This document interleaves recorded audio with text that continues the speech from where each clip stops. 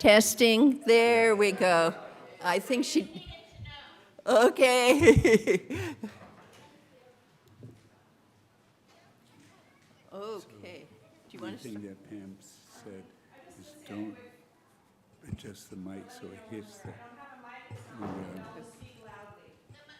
won't work. There's mic, just turn it on. It just wasn't working because I had it muted. Testing.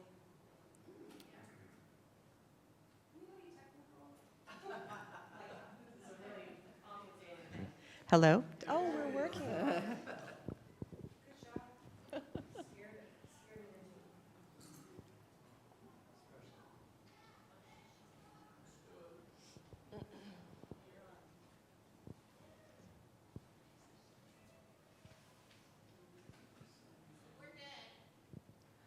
Good afternoon, and we would like to welcome you to this presentation about WaterAfrica.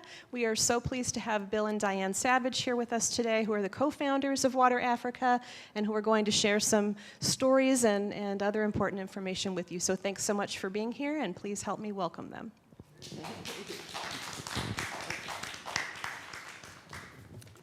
Well, Al, is this? Yes. Okay. I'll add our welcome to all of you. We're just thankful that you're here. And as I mentioned last Sunday, for those of you who were here, Diane and I founded a nonprofit called WaterAfrica. And the primary goal is several goals, but the primary goal is to provide water to people in rural Zambia. And you'll kind of see why as we go through it. So if you're anything like me, you're not quite sure where Zambia was before we went the first time. And it's basically South Central Africa, right not quite in the middle, but it has no exposure to the ocean or coast. So, and it's one of the poorest countries in the world, which was one reason why we wanted to start it. So last Sunday, I described my first time there. I went with a woman to this village water hole, and I couldn't believe that that's the water that they got, and the water looked like this, and it really did.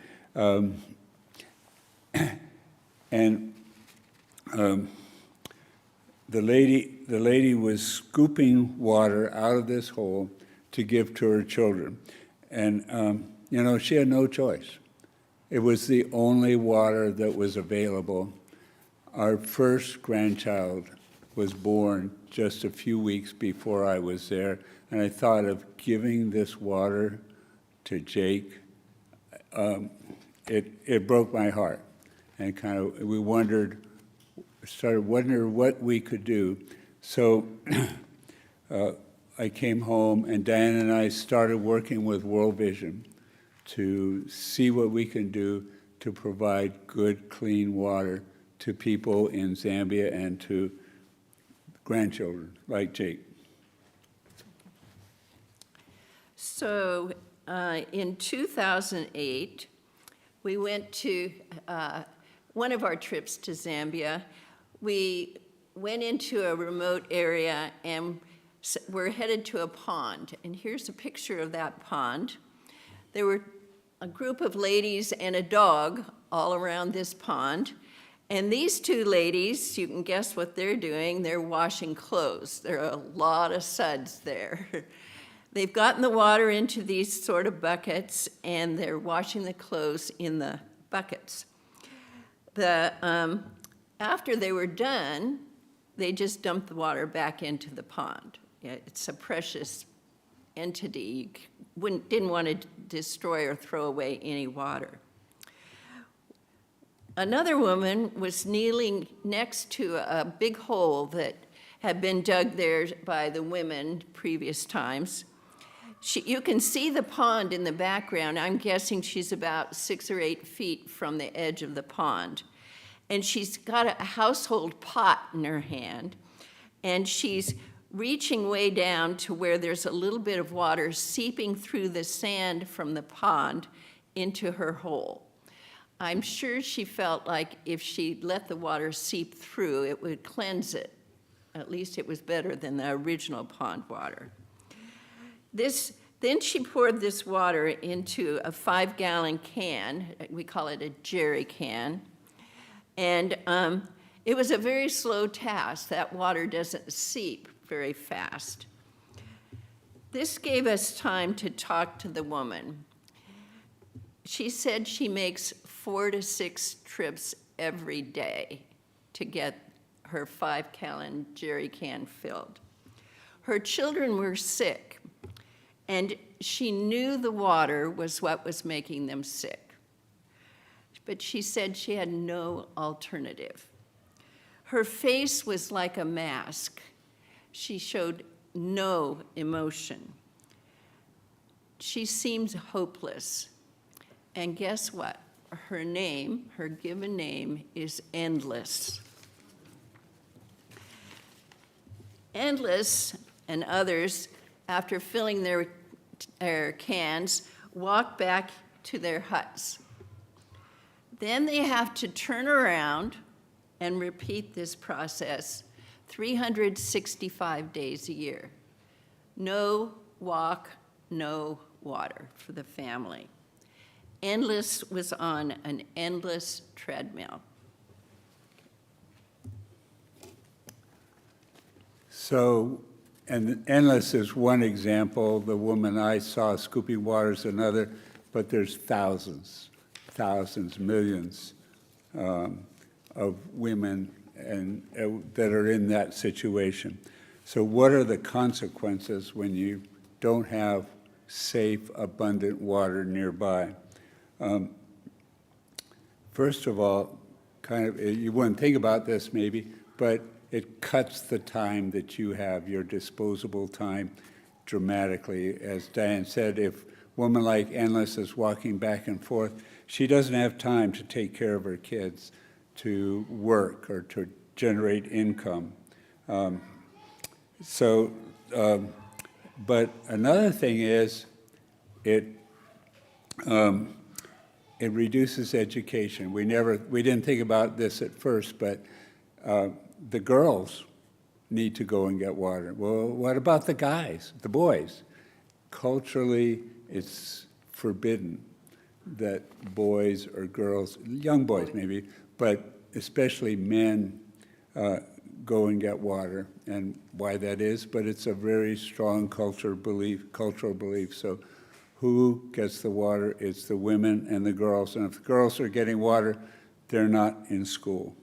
And we'll talk more later about the impact that has. Another impact, and this is no surprise, is huge health problems. Endless's 2 kids were sick home with diarrhea. In the area where we were working, one quarter of the kids under 5 died before they got to 5, and half of those deaths were caused by bad water. So huge health impact. And this, again, is probably no surprise. Without water, you can't grow crops, which reduces food dramatically. What the Zambians did, their traditional way of living was in the rainy season, they would basically raise maize and harvest it and store it. And that maize had to last for a full year. And when it ran out, they had nothing. So huge impacts of not having this water, not having good water available, something besides this. So what's the answer? A deep well. We call it borehole. That's what they call it in Africa, but we'll use the word well here. It makes more sense to us. Fortunately, I was very lucky to get to see one of the wells being dug. And We drove off-road to a remote village, and the villagers were already gathering. They had seen these 2 big trucks would pull in, and they had probably had to clear the bush to enable the trucks to come in. That's the villagers' responsibility to make a pathway for these trucks to get in. We all sat watching as the workmen added more and more pipes to the drilling rig to dig deeper and deeper. After several hours, dirt sprayed out. I didn't realize you get dirt first when you dig a well, clearing out the pipes. And then clean water sprayed out. The villagers were ecstatic. They knew that water would transform their lives. Afterward, 2 women were kind of standing on the side all through this. There were a lot of villagers there. Everybody who could was there. But these 2 were alone, and they held something in their hands. I wasn't quite sure what at first. These women walked up to me, and they had a translator with them. They each carried a small bag. One of them offered me her bag. I call it a bag, but it turns out it was an old handkerchief kind of wadded up around something in her hand. It turns out this was filled with thistle heads, the brown, spiky things at the top of a thistle bush. And they're tiny, they're smaller than my fingernail. So to have what I assumed was about a cup full of thistle heads, 1 cup size, must have taken the whole morning to pick. A very tedious task. So the woman, I knew what she was doing. I knew she was offering me the thistle heads. She thought I had brought this water to their village, and she wanted to thank me. This was an extraordinary gift. These people eat maize cooked into a little ball called shima, boiled into a ball with some dirty water in it to give it some solidity. And that's their 1 or 2 meals a day. So the thistle heads, what they do with them in this area is they soak them overnight. And these brown, prickly things become green and soft. And then they take their little shima ball and they kind of poke a hole and put some of the thistle heads into it. That's their greens for the meal. This was obviously a big part of the next day's family meal. And she was giving me the greens, half of her meal. It was extraordinarily, an extraordinary gift. I was the only white woman present for this whole thing. So it was an obvious choice for her to assume that I had given them a well. They sacrificed part of their family's food, and I still consider that with such gratitude. Clearly, I refused it gently. The well is only the first part of the story. And the second part is you need a hand pump on top of these pipes that are now sunk into the ground. And this is a very typical hand pump in the developing world. This is a lady pumping it. She's got her bucket under the faucet end. I think you can see that there. And it's easy to pump, and you just pump long enough to get a fair amount of water into your bucket and haul it back to your hut. Children can pump it too, so that's one of the great things, because children are also sent to the pump to get water. This is what we saw for probably 5 or 6 years, just these, or maybe more, 10 years. But now, today, whoops, pushed the button too long. Okay, this is what you'll see in the new installations. So there's still hand pumps available in the most remote villages, but World Vision is putting in this kind of a project in place of the hand pumps. So it has 3 parts. If you look down in the bottom right corner, you'll see solar panels. There's lots of sun, lots of heat. It's a good plan. Underneath those solar panels, there is a well going down, just the same well that they used to have with the hand pump. But now it's not hooked to a hand pump on top. Instead, there's a pump submerged inside the pipes. So it's down, actually in the water, as I understand it. So the solar panels give the pump the power. The water is pumped up through pipes into the storage tank on the top. And then what you can't see in this picture is there are pipes, and we'll see it a little better here, pipes coming down from the storage tank. And now, this is with the new installations, these pipes go out to individuals' huts or a faucet near a garden, or this particular installation, the pipes go directly into a brand new health clinic that's there. So they don't need a storage a tank. They send the water straight into the health clinic where they actually have faucets, which is kind of incredible. We can't believe it. There also is a big push to put this kind of an installation by all the schools, so the schools have clean drinking water. Okay.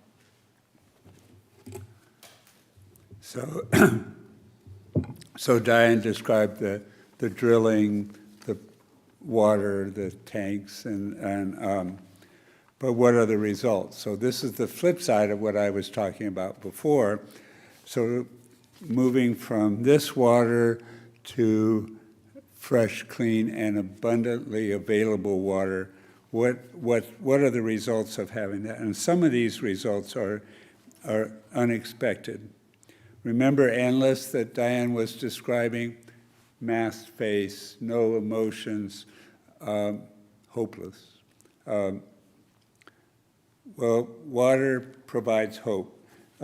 2 years later, after we saw Endless at that dirty water hole, we were back. And when we drove up in the van to her village, we saw the women dancing and singing. They knew we were coming. And right in the middle of them was Endless. And we were kind of looking for her, and there she was, and she was smiling and dancing. We talked to her, and she said, we asked her, how are your kids? Oh, they're just, everything's fine.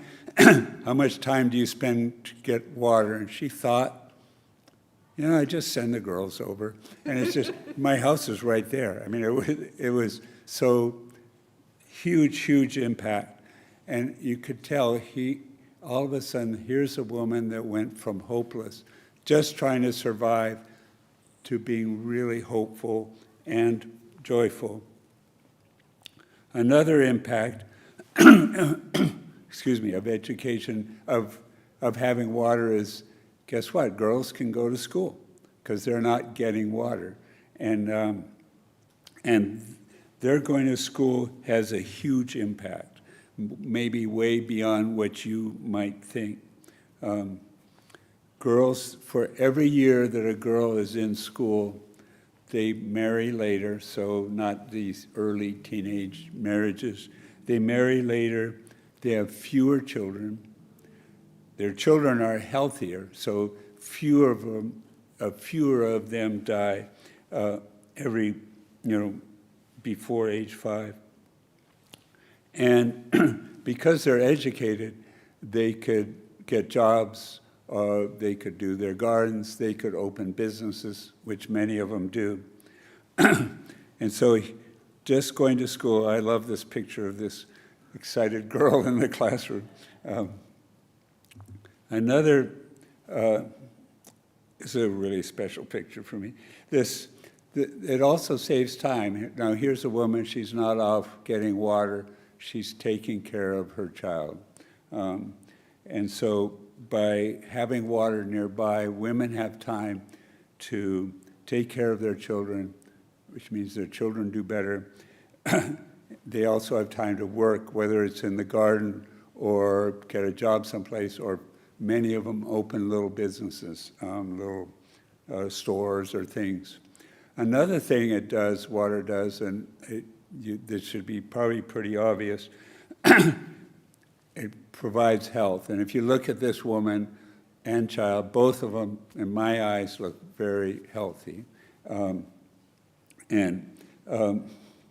Having safe water, remember I said that 25% of the kids before age 5 will die in the areas? Well, when you have safe water, that death rate is cut in half. Just pretty simple. We had this picture hanging in our hallway at our house, and this is when we were very actively involved in WaterAfrica, spending 40 hours a week working on it. But every time we walked by, I looked at that little girl, I thought of my grandson, and I thought, looked at I don't know if it's a boy or girl that she's holding, but I looked at that picture and I thought, I don't want that child to die. So what else can I do at WaterAfrica to raise some money so that child doesn't have to die? And it had a huge impact. So another impact is, guess what? Water provides food. So when you have water available, gardens spring up almost miraculously. And I talked to a man who was standing in his garden, and I said, how important is this garden to you? And he looked at me, he looked me right in the eye, and these are the exact words he said: without this garden, we would starve. And so the gardens, obviously, they provide food, but another thing they provide is work for the men. Typically, the men would hang around while maize was growing, then they would disappear, go to the city to look for work, seldom found it. And when we were first going, we seldom saw a man this person's age. Now, but because there's nothing for them to do. So now there's all this gardening to do, so the men stay home, families are kept together.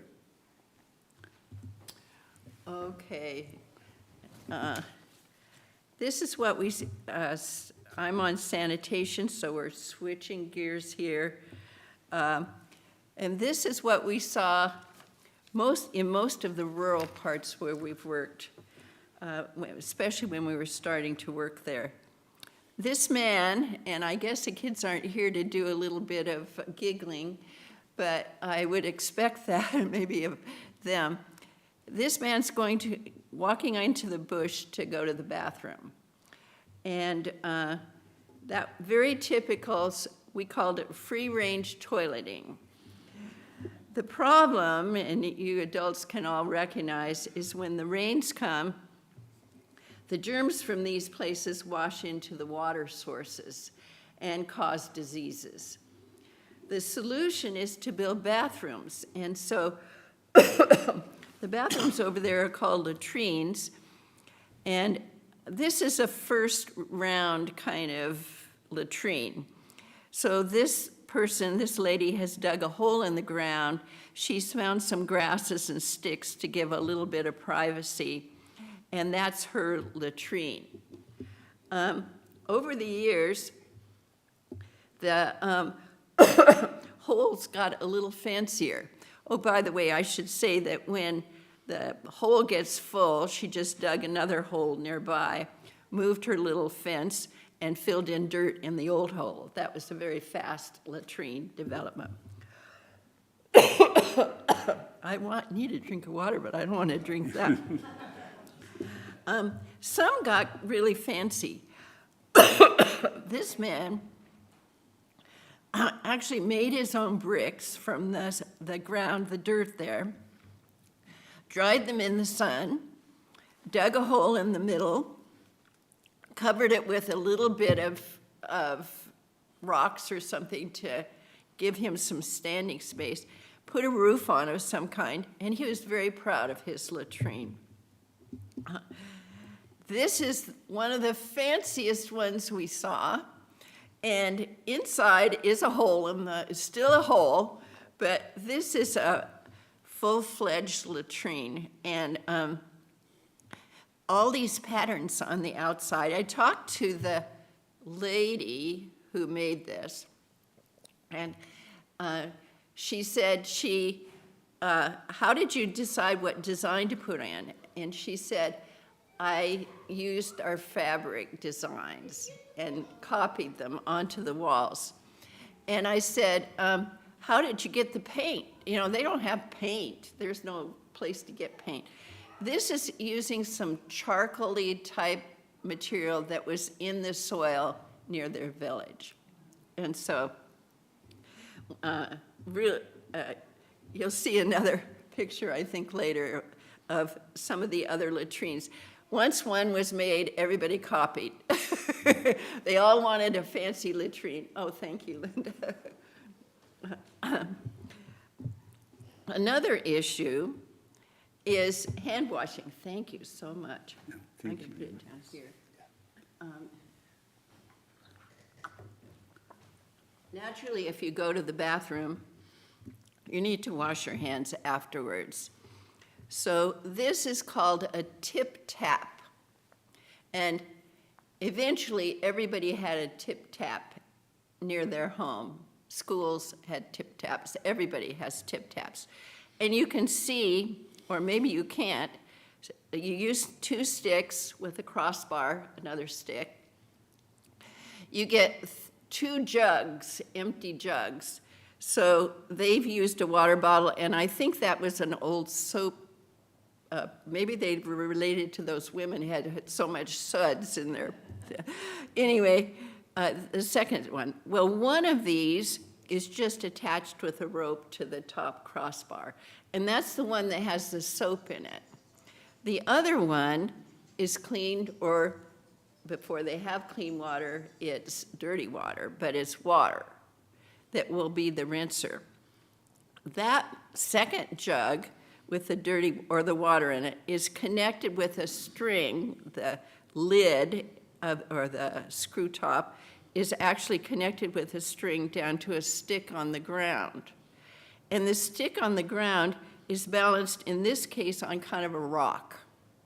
So the stick on the ground can go like this, and you, to use this, you walk up, you take the soap, take off the lid, pour a little soap on, scrub. And then you go to the other jug, and you put your foot on the stick on the ground to pull the string, which tips the water, and you rinse.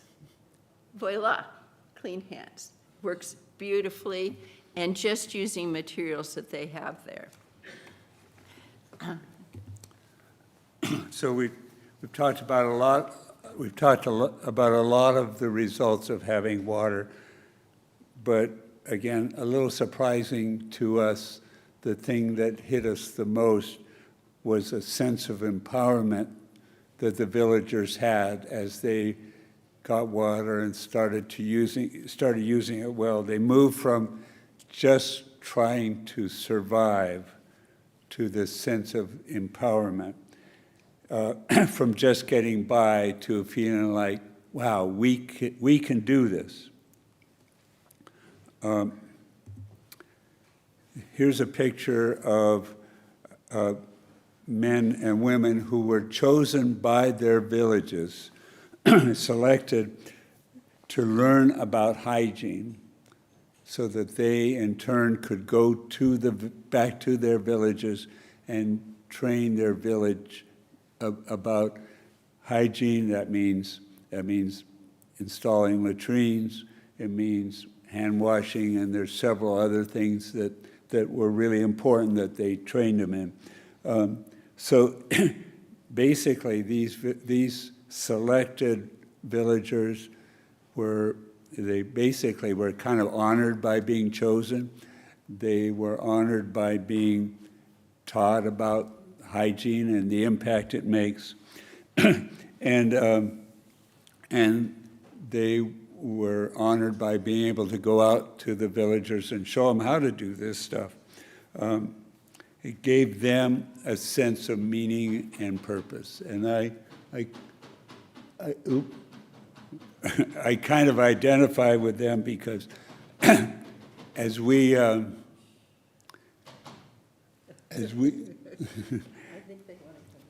as we worked on Water Africa, it gave us a sense of meaning and purpose. But those are some empowered people.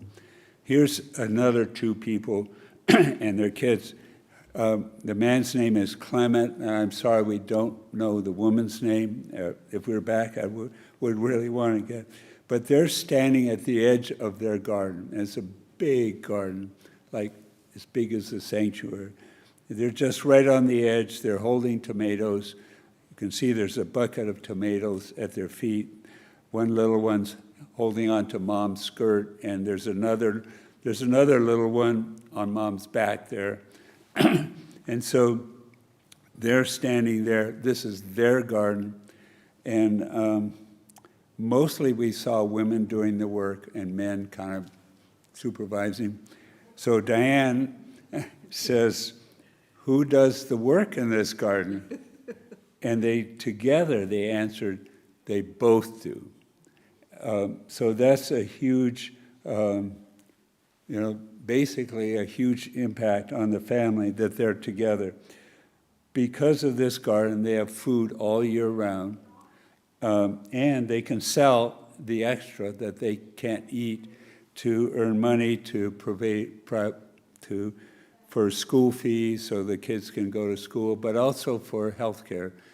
We saw the fees on one of these health buildings, 80 cents to go in, the equivalent, to go in and see a provider. But if you have no money, that's a lot of money. So having a garden makes a big difference. Again, a sense of pride, a sense of empowerment. And this is one of our favorite villages. We call this the widow's village because every person in the village was a widow. You can see some villagers, some guys standing in back, that they're not really part of the village, they're visiting from another village. But when we drove up and stepped out of the van, we could almost just feel the sense of empowerment that these women had. They had built really very nice buildings, and they built them. They're very clear to say that they built them, and they had the design on it that Diane mentioned, and some of them were round, and some of them were like quite a house. They had a big garden. When we got there, they were dancing and singing. They were just kind of full of joy. It seemed like they could do, they felt like they could do anything they wanted. And one of those women kind of kept pulling us aside, so we went with her, with a translator, to her latrine. And she said several times, "I built this latrine. I built it." And so the pride she had in that she could do that was a real sense of empowerment. Well, now we get to the part to just describe the activity this Saturday, and it's the Walk for Water, and it's what we talked about a little earlier at church. It's number 17. We've had 17 annual walks in Lake Oswego, so we're pretty proud of that. The walk, this year's date is, here's some Walk for Water, some pictures from the previous walks. The crowd is starting here. I don't know how many people will show up. We're never quite sure, but this was a big one. And we start on the paved pathway in Foothills Park, and we go up to Lake Oswego. They're carrying their own buckets. I strongly do not recommend these orange Home Depot buckets because they're too big and they hold a lot of water, but I'm going to carry a watering can. So if that gives you an idea. But it's good to bring your own bucket. Some of these will be available if you don't have one, but you can be safe and bring your own. This is clearly a family event, and that you can see some kids in this picture. Here are the details that you've heard several times. Whoops. The Saturday, 9:30, I recommend you get there at 9:15 or so because there are coffee and treats there, and you would like to get that before you start off on the walk.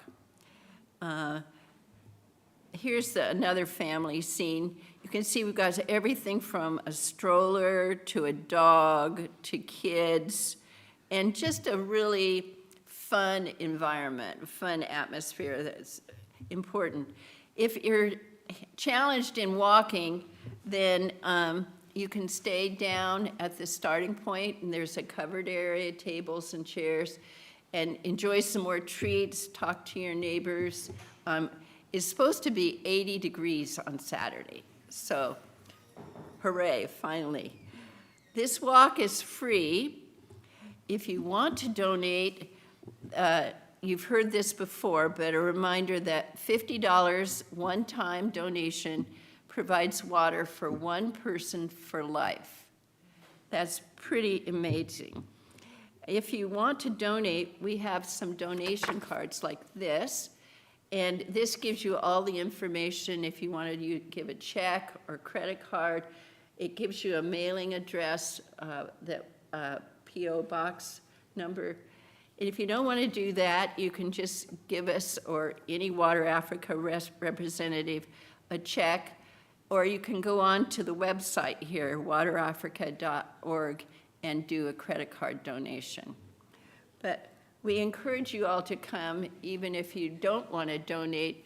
This is intended to be a good spirit celebrating the progress we've made so far and preparing us for the hope for the world to be full of clean water and not have any of that anymore. Do you want to mention Jesse?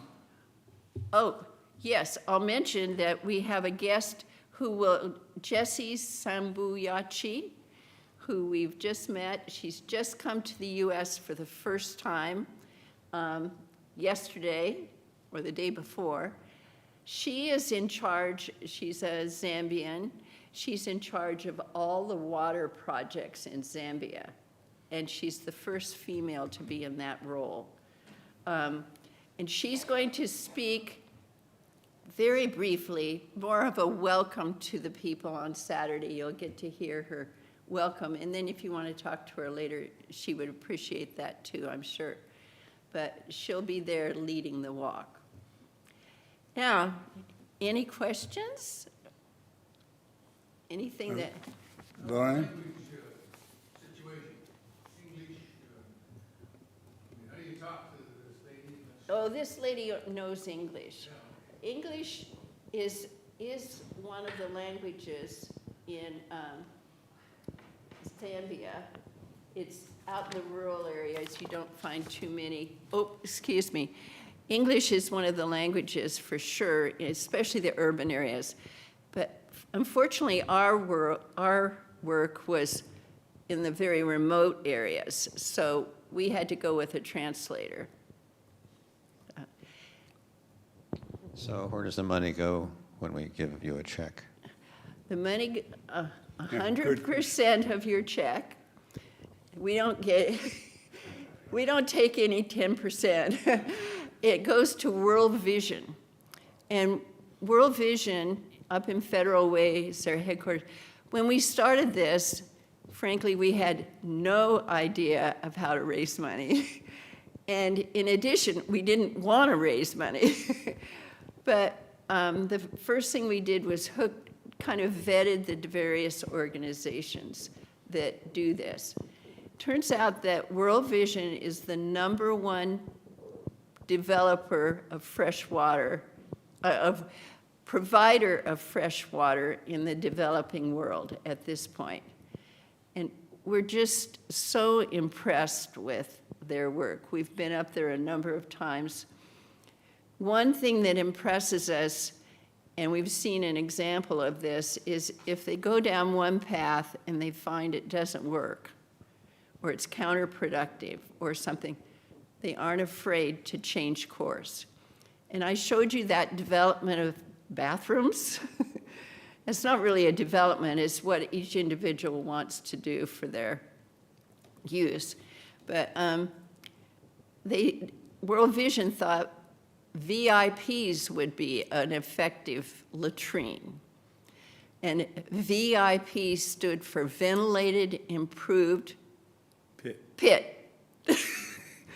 So it would be bricks, some kind of roof, and a tube coming out for the ventilation. So we saw a few of these kind of beginning ones, actually produced in some of the villages we were working in. But when World Vision came back 6 months later, the villagers weren't using them. They had covered the hole in the middle, and they were either their children were sleeping in there, or they were using it to store their grain. You have to remember this was the nicest installation in their village. So World Vision, it was atypical for them to even, they would never have given these to villages or built them for the villages. They have the villagers do what they want to do, and if there are materials that are really needed, like cement, a platform, a cement platform to put over the hole, they would, the villagers do it. Their motto is, they decide what they can use and need, and they help, they build it, the villagers. So I kind of mixed two stories with that. We are very pleased with World Vision. Why shouldn't we just write a check to them? Well, you could, and that would work. Yeah. It's just, we, basically, we started in 2005, 2006. We were in an informal organization, but we started to get checks to WaterAfrica, and we were not a legal entity, so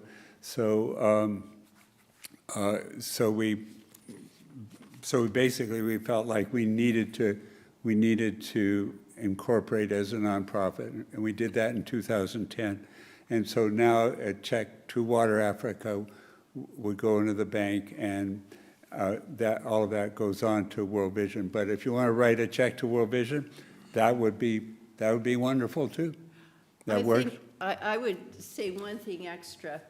World Vision is working on education, healthcare, water, food sustainability, and one more I've forgotten. We're working only on water. We kind of made a formal decision at the start that we would have one country, not like they have, and one project that we felt people could identify with. And so if it goes to us, it's solely water. I suspect if you gave to World Vision and marked water only or something, it would too. Other questions? Well, I thank you all for coming, and we really appreciate it. You can tell it's a passion of ours. We have lots of pictures in our mind, and we're always thankful for an opportunity to share. And so I'd also thank the church, Monica and others and Jenny, for allowing us to do this, for welcoming us. So as I said, it's a real pleasure on our part. So thank you again. And is there anything? Hopefully, we'll see you Saturday. Yeah, it's really, every time I go, you leave, or I leave, feeling just kind of full of joy, and Go where? Go to the walk. Oh, okay. Thank you. Thank you.